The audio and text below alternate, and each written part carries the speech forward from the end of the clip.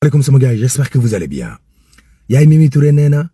jàmm ji ne ci réew mi moom la Macky Sall munta muñ ndax amu ko woon jamono jëm fii nekk moo tax mu yebal gaay mi ngir ñu song gouvernement bi.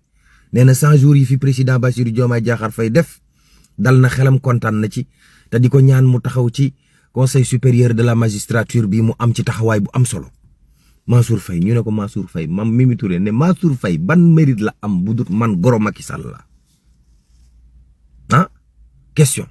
waa gëm sa bopp yi songu à Pastef songu gu métti waa gëm sa bopp mooy cadre yi waaw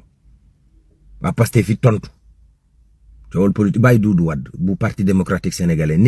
ni président de la république waxee ci assemblée nationale c'est une faute grave parce que dafa mel ne daf leen tuutal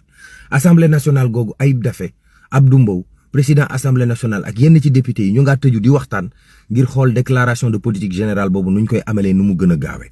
benn française bu jigéen française bu jigéen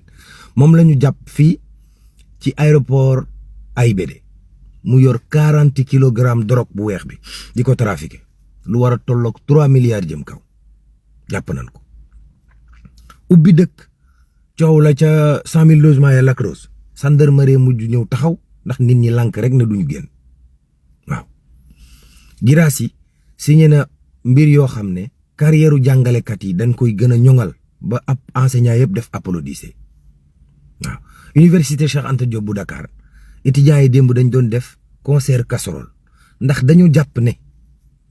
ndox muy ñàkk ca seen pavillon yi courant wifi bu amut ak éclairage bu manqué ca gox ba moo tax mu ñu doon def concert casserole walaay ndeysaan